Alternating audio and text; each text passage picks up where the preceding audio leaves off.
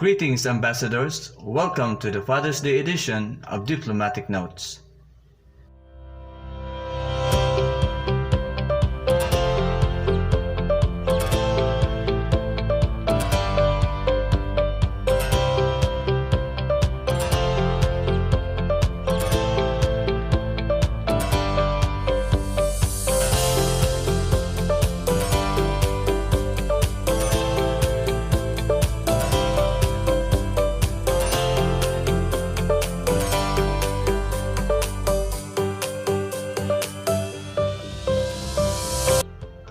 It's not easy being a good father, but it's not impossible either.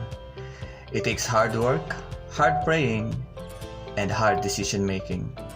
Being a good father is not automatic. It takes time and effort that you must be willing to invest in this job, second to being a husband. Fathering is a full-time job that includes training, developing, and learning to be that which God intended for you and your family. But what makes a good father? Here are some of the principles we need to learn. First, father, love your wife. Ephesians chapter 5 verse 8 says, "So husbands ought to love their own wives as their own bodies," which means you are creating a pattern and model for how your children will live their lives as parents and mates. Fatherhood advice number 2.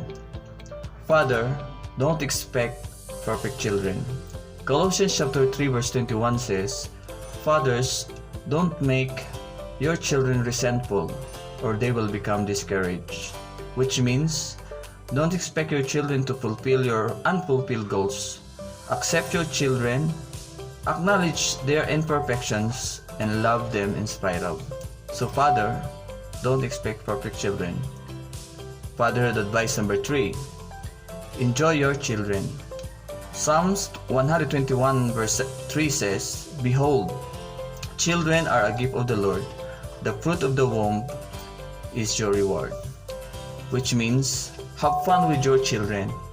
The quantity of time you spend with them indicates how important they are to you. And so, father, enjoy your children. Fatherhood advice number 3. Provide for your children. 1 Timothy chapter 5 verse 8 says, "But if anyone does not provide for his own, and especially for those of his household, he has denied the faith and is worse than an unbeliever," which means don't rob your children of the blessings of wanting, working, and waiting for material things. So advice number 4, provide for your children. Advice number 5, train your children.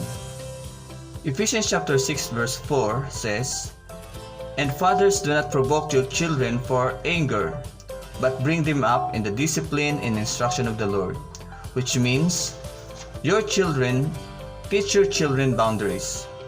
Teach them to respect authority, because if you don't, they become the authority in the home. Fatherhood advice number 6, pray for yourself. 1 Chronicles chapter 16 verse 11 says, "Seek the Lord in His strength, seek His face continually," which means you need help, my friend. You cannot do it alone. So, pray for yourself. Fatherhood advice number 7, be a positive role model. Proverbs chapter 22 verse 6 says, "Train up a child in the way he should go, and when he is old, he will not depart from it," which means you are a model whether you like it or not. And so father, be a positive role model. Fatherhood advice number 8, prepare your children.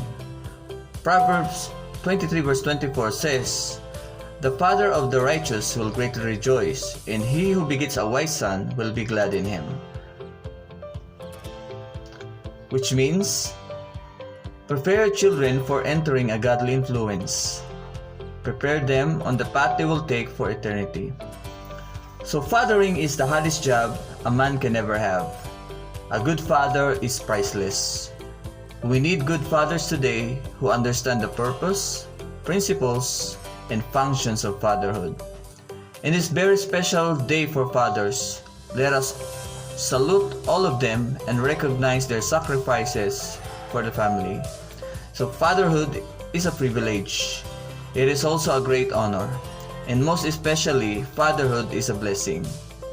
This is my letter to all our amazing fathers out there in diplomatic notes. To our daddy, papa, dad, paps, tatay, itay, happy Father's Day.